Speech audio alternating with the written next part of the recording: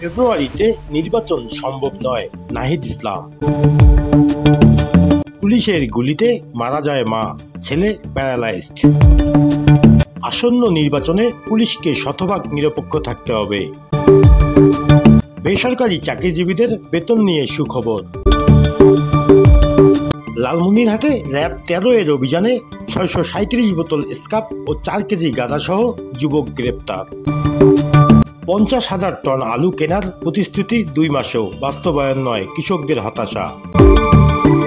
রাজনৈতিক দলগুলোর বিরোধের মধ্যে সরকার কি করবে বুঝতে পারছে না। লালমনিরহাটে তিস্তা মেগা প্রকল্প বাস্তবায়ন দাবিতে মানববন্ধন।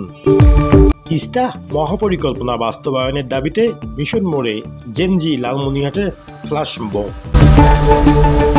সকল প্রকার রেকর্ড খতিয়ান বাতিল, নতুন নিয়মে যেভাবে জমির মালিকানা নির্ধারণ হবে।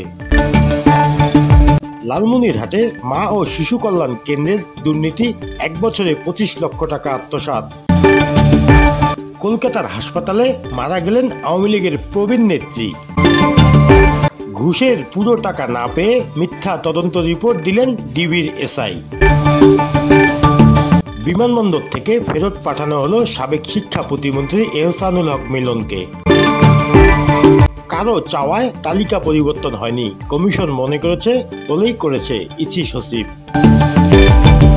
রংপুরে খাদ্য পরিদর্শক পরীক্ষার কেন্দ্রে প্রক্সি দিতে গিয়ে ব্যাংক কর্মকর্তা আটক, 1 মাসের জেল।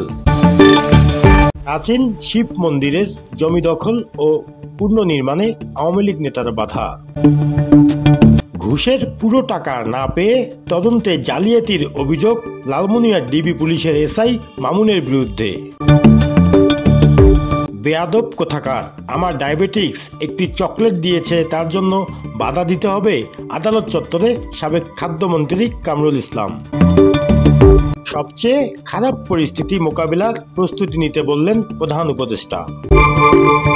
নির্বাচন ঘিরে বাড়ছে সেনা তৎপরতা, মাঠে থাকবে 92,000 সদস্য।